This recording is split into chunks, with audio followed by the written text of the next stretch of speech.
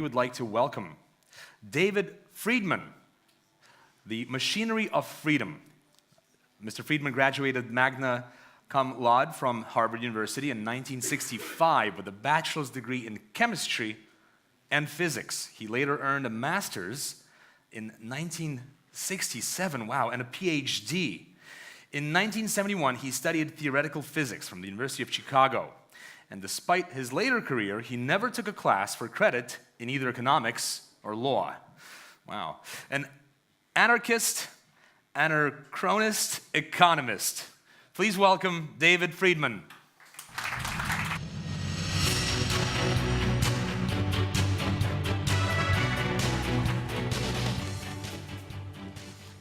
So how do we, there we are. All right, I am not talking about the machinery of freedom, and I'm not even talking about Liberland like everybody else here, but I'm talking about something that I think is relevant to Liberland, and that is how you use reputation to enforce contracts online. I want to start with a picture that I drew somewhat more than 20 years ago of what a society might look like if we fully implement the potential of public key encryption. And that's what I referred to as a world of strong privacy online in cyberspace, in which you use public key encryption to make sure that nobody can read your messages other than the person you're sending them to, digital signatures so that I can have a virtual identity, prove that I'm the same person today as yesterday without having to reveal irrelevant details such as what continent I'm on or whether I'm a man or a woman or 12 or 70. Anonymous digital cash. When I was writing about this, they didn't have Bitcoin yet. We were talking about Cayman digital cash, which was a different approach to that problem. But the net effect of all of this is that you have a world where you can simultaneously have anonymity and reputation, which makes it very hard for other people to control what you're doing.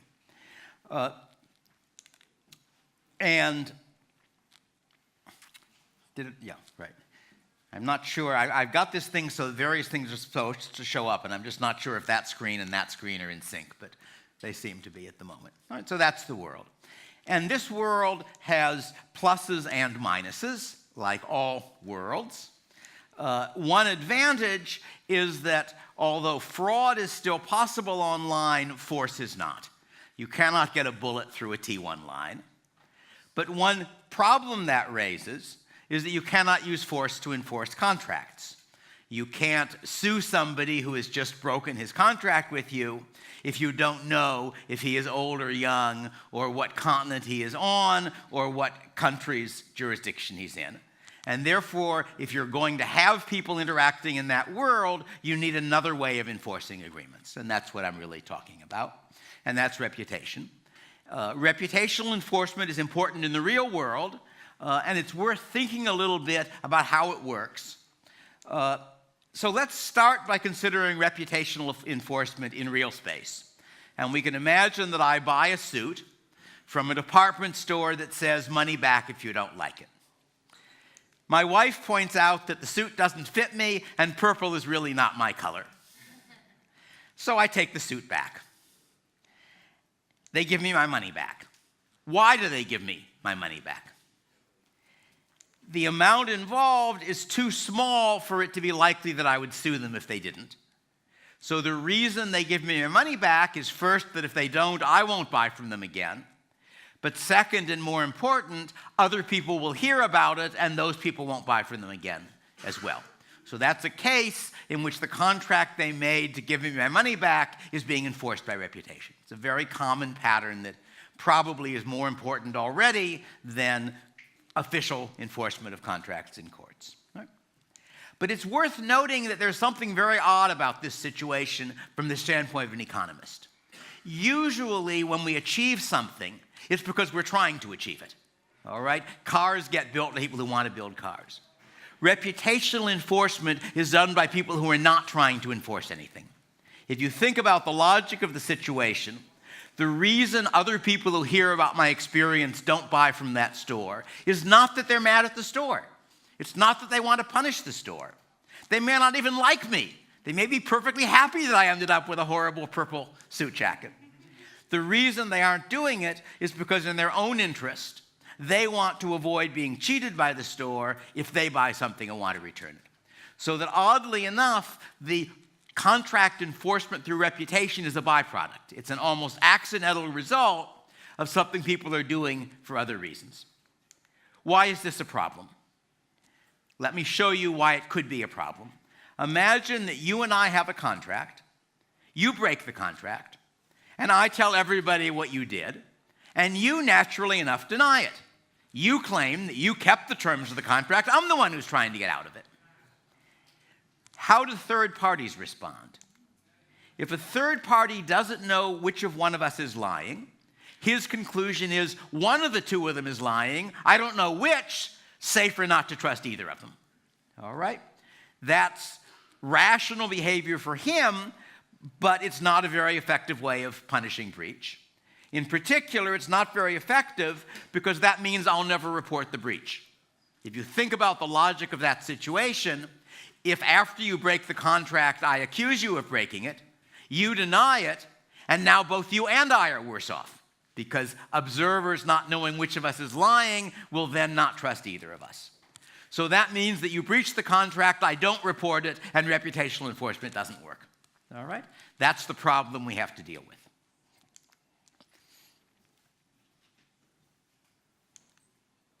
All right, so reputational enforcement breaks down, and that means that in order for reputational enforcement to work, interested third parties must be able to determine who is at fault at low cost.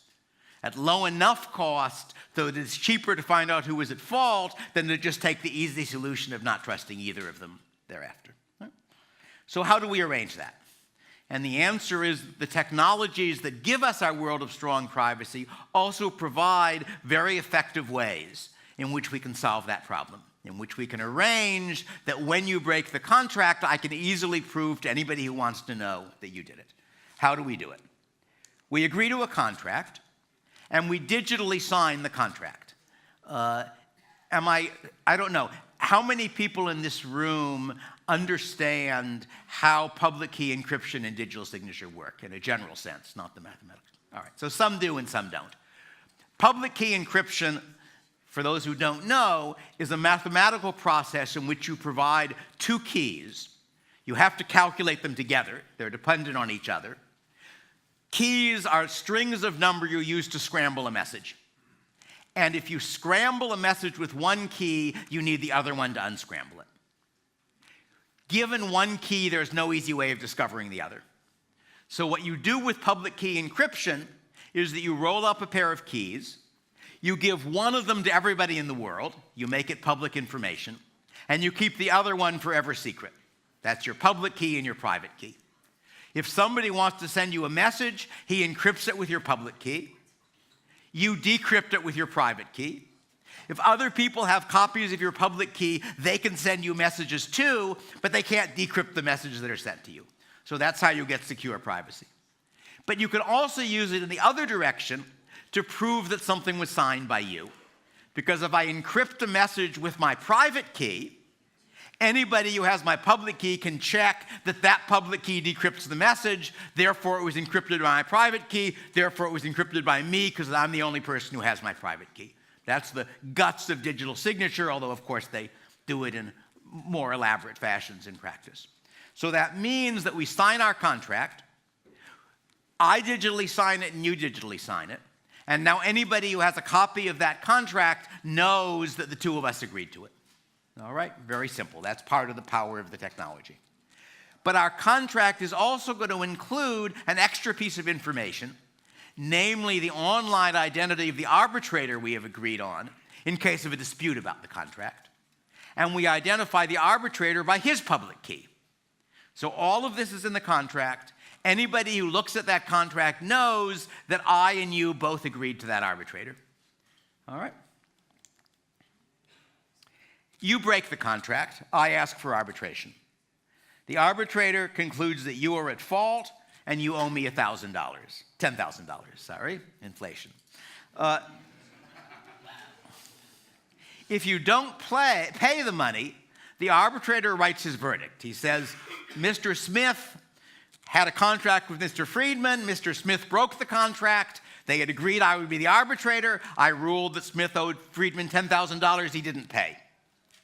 The arbitrator digitally signs that contract. That report, his report on the conflict. Now I post his verdict plus the original contract on a web page that has your name all over it. All right? I have just made public the provable fact that you did not abide by the ruling of the arbitrator you had agreed to abide by. All right? Now, anybody who is thinking of doing business with you does a web search for your name. He finds what I have posted. It takes his computer 2.5 seconds to check all of the digital signatures. And that tells him that you, Mr. Smith, signed a contract, agreed to an arbitrator in advance, and then reneged on that agreement. Your name is now Mudd. All right, now instead of Smith. So now anybody who wants to knows. So he knows that you're the one who cheated. It's in his interest not to do business with you. I don't lose any reputation because he knows which person is at fault. So you are punished with loss of reputation, making it in your interest to keep your contracts. So we have solved one problem. We've solved the problem of making reputational enforcement work by making it cheap and easy for interested third parties to figure out who the bad guy is, all right, which you have to have in order that reputational enforcement works, because otherwise nobody ever reports the breach because they're afraid they'll get burned too, all right? People follow the logic of that argument. It's a little elaborate, but it's sort of interesting, at least to an economist, all right? But there is another problem that we have to solve. There we are. And the other problem is, what if you want to do business with me, but you don't have a reputation? And since you don't have a reputation that it would be costly for you to lose, you could easily enough do business with me and then walk away with the money. All right? So imagine I'm hiring you to do some computer programming. I pay you the money. You never do the programming. Alternatively, imagine I hire you to do some computer programming. You do the programming. I don't pay you. Either way, one party or the other is going to be in a position to cheat. And if you don't have a reputation, then we can't use reputational enforcement to prevent cheating, which is what we're trying to do. All right? There are 3 solutions to this problem in different circumstances. The first solution is that we design the contract so that the person who has a reputation is the only one who has to be trusted. And in fact, if you look in the real world, you see this happening all the time. I suspect that pretty nearly everybody in this room has signed contracts which, if a court had strictly enforced them, they would have been very unhappy with. That you sign click-wrap contracts when you're buying stuff online. And the reason you're willing to sign the contract is not that you've read all the fine print, but you know that Apple Computer does not want the reputation of cheating its customers. And therefore, what's happening in those cases is because people don't trust the formal court system, you are using one-sided reputational enforcement. You're using a system where Apple doesn't have to trust you because you've agreed that they can sue you if you do a bunch of things, only a few of which they really care about. You do have to trust Apple, and you do. All right? So you set up your contract so that if the seller has a reputation, the buyer pays in advance, and he's sure the seller will deliver. If the buyer has a reputation, the seller delivers, and then the buyer pays. So this gives you a way in which, as long as one of the parties has a reputation, you can structure your transactions so that reputational enforcement does the job, because you only need to have one person forced to be honest. And you can generalize this to transactions much more elaborate than just buying and selling. You want to time the performance of the two parties in such a way that at most one of them has an opportunity to cheat, has an opportunity to break the contract for his own profit. And that one is going to be the one who won't do it because he has a valuable reputation that will be put at risk if he does it. Right? So that solves the problem if one person has a reputation. What if neither of you has a reputation? In that case, what you do is to rent one from a third party, possibly the arbitrator. So how does that work? Imagine there's an arbitrator who has a very good reputation. He makes his living as a result of that reputation. After all, arbitrators aren't going to have any business unless people trust them, because otherwise you'll be afraid the other guy will bribe the arbitrator. So we have an arbitrator with a reputation. You and I sign the contract. Each of us gives the arbitrator a $10,000 deposit. And if one of us breaches the contract, the arbitrator gives his money to the other one. All right? So this is a way in which neither of us has to have a reputation, as long as there's someone out there who has a reputation who we can trust. All right? Now, the arbitrator could simply steal the money from both of us. This is a world where you can't use courts to enforce contracts. All of this is happening anonymously. For all I know, the arbitrator is in Thailand, and the person I'm doing business with is in Finland, and I'm in Iceland. None of us know that. But I know that the guy I'm buying a computer program from is a good programmer because I've seen his work. And we both have an arbitrator we're willing to trust. So the reason that we can trust him is that we picked him because he has enough of a reputation. And again, there are real-world equivalents of this. That one of the things, suppose you're buying on eBay something that could be fake. It's supposed to be a work of art. It's supposed to be worth $50,000. If it's a fraud, it's worth $3. So what do? The work of art goes to an escrow agent. You inspect the work of art at the escrow agent. After you have concluded that it's real, you hand him the money to pass on to the seller. He gives you the painting. All right? That's the same logic. You're depending on the fact that you don't have to trust the seller, he doesn't have to trust you, but both of you have to trust the escrow agent. So mostly these are things which have parallels in the real world, as we'll be seeing. Right? So one possibility is one of us has a reputation, put the weight on him. One possibility is to rent a reputation. The third possibility is to buy a reputation. How do you buy a reputation? I want to go into business online and I have no reputation. So I do something expensive that is provable online linked to my virtual identity. For example, I make a large contribution to the Electronic Freedom Foundation, to some charitable organization which lots of people online like and which they trust. And it then records that this virtual identity, identified by my public key, has just given us $50,000. Right? I'm doing this in order to establish the fact that I'm not going to create an identity cheat people and run, because if so, I'm out $50,000. An alternative version would be I run an expensive online advertising campaign, which again only makes sense if I'm going to stay around and stay in business, in which case I have a reputation I don't want to lose. All right? Now if I contract with you, break the contract and you prove it, and we've already run through the way we use digital signatures to make it easy to prove who broke the contract, the expensive reputation I bought vanishes, so I won't. All right? So this is how you buy a reputation, by doing expensive things linked to that reputation in order that people know that you will not cheat them unless you can make a whole lot of money, enough to make it worth burning your reputation. Arguably, the real space equivalent is some ad campaigns where a company wants to establish itself. It wants you to know that if you buy their product with a guarantee, you'll fulfill the guarantee and not just disappear next week. So they spend lots of money on advertising. Now, if they're going to go out of business tomorrow, that money is lost, so they probably aren't. But another older version is that banks in the US in the 19th century, these are private banks, private money issuers. As you may know, the so-called wildcat banking period, there was money being privately issued in the US.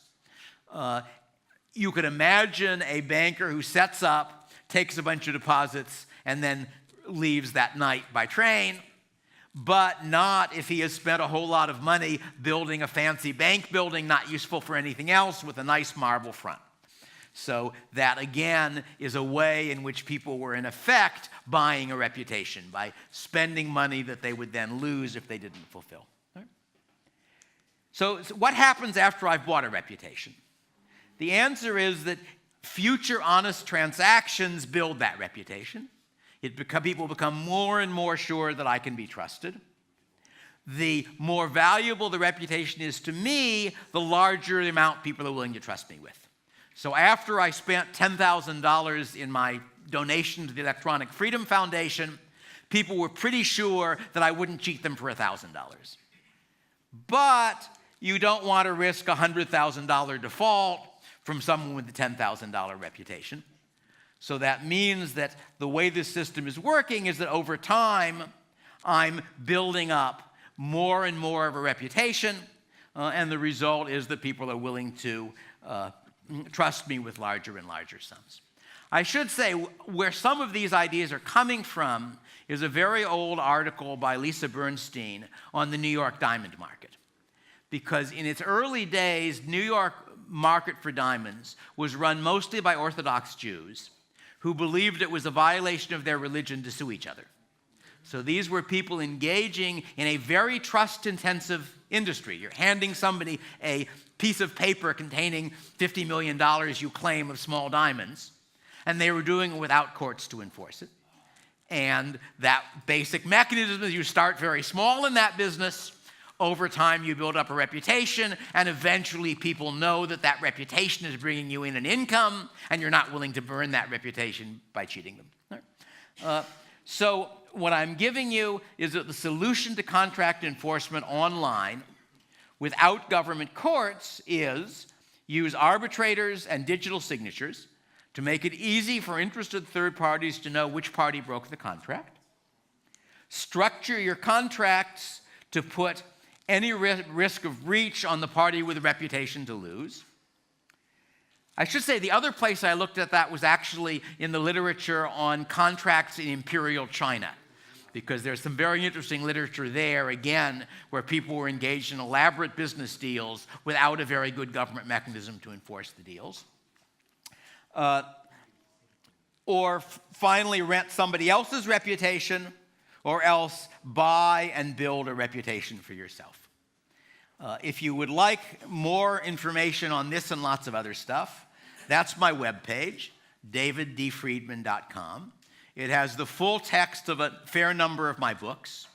It has the full text of most of my published articles, including an article called Contracts in Cyberspace, which is the set of ideas that I've been describing here as of, I don't know, a good many years ago, but the logic of the situation has not changed. All right, according to this thing, I have got just about 3 minutes left. Anybody have any questions? Can you put this slide back up? Sure. I don't know if I can. Oops, sorry. What's going on here? Can I get whoever's controlling this thing, because I'm not anymore, can I get back to the, there we are. So that means I've got to go all the way through. Takes longer now that I've got things so they only come in bit by bit. There's probably a faster way of doing this, but there we are. All right, questions? Yes. Question. Sorry, if I can come in. Thank you so much for this beautiful presentation. You and I know that the arbitrators also screw up. Sometimes. Yeah, most of it. Should there be any system to challenge it, like through court afterwards? But this is a little bit like asking, I know that I want to have cars built by free markets. I don't know how to build a car. And similarly, you could imagine structuring this with 2 layers of arbitrators, or not, according to whether people find it's worth the trouble. But sometimes they do make, in fact, the judges do, the arbitrators do, and I want to make sure that one person is actually, decision made actually by an arbitrator is not actually screwed up by... But you can't make sure. Yeah. The world is an uncertain place. In any system, things will sometimes go wrong. And how sure you can make ultimately depends on how much cost you're willing to bear in paying arbitrators and levels of arbitrators versus how dangerous it is to get bad verdicts. Should he be allowed an opportunity at least to challenge the decision? That depends on the contract he makes. Yes. When you and I make the contract, we can choose to specify arbitrator A, and in case of a dispute, arbitrator B, or we can choose to specify arbitrator A, and that's it. That's up to us. Okay. I don't know what contract we're going to draw up. So he doesn't have to accept the arbitrator's decision, because what he does in this case if the arbitrator actually has made a decision for him to be a cheater and a liar and somebody you cannot trust in the future, he has lost his reputation. But that decision actually made by actually that arbitrator could be wrong. And I'm saying that there should be an opportunity for that, the person to defend his reputation. If that's what you think, then when you sign a contract under these arrangements, that contract can specify if the other party That's what I agrees want to doing that. say. So but there should be an option. Other people will say, I'm willing to take that risk because I don't want the complication. I don't want the case to drag on for a long time. That's up to them. Okay, great. Thank Other you so questions? much. Thank you. Yeah. Any more questions? Somebody back there. I think it's one of my Hungarian friends. I'm wondering, where would you put... Introduce yourself. My name is Daniel Nagy, and I'm generally a blockchain developer. So I'm doing things with digital currencies as a software developer. And one of the things that we very commonly do in this space is to have automated algorithmic escrow agents that are very simple, that release the funds if the buyer basically agrees them to be released. And the point is that payment is a one-way commitment in which the buyer commits the funds that can only be released to the seller, but so they cannot be used for anything else, but until the buyer is satisfied with the result, the seller cannot use those funds. And in this arrangement, you don't need to trust a escrow agent, and yet the commitment strategy makes sure that none of the parties have any actual interest to cheat the other party. I would ask you, was that the question? No, Yes. he's describing a way of using the technology that replaces it one of fit the into human your- beings by a robot, basically. Right. Okay, great. Well, so that'll be it for now because we are running short on time. Wait, David, please do not leave us. I would like to call the president of Liberland on stage to present Mr. Friedman with an award. David Friedman, thank you very much, first of all, for coming and explaining us. And I don't know, maybe not all of you are familiar, but what David Friedman has described is very close to what Liberland is trying to build with our merit system. So it's not a charitable or some virtual identity.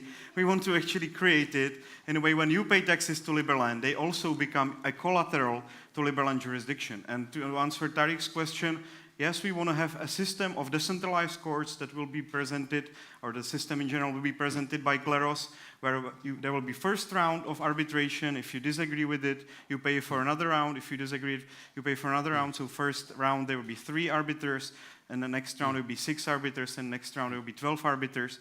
So that's the way we want to build our jurisdiction on this reputation, where Liberland merit will be also a collateral, not just your vote in the jurisdiction, but also collateral in our justice system. So I would like to award you, and I've got another thing for you on Sunday, but I would like to award you with our merits, 100 merit coin in silver, which was minted at the very beginning of Liberland, so they became quite rare. And again, it was a great pleasure to have you here. Thank you. Very nice.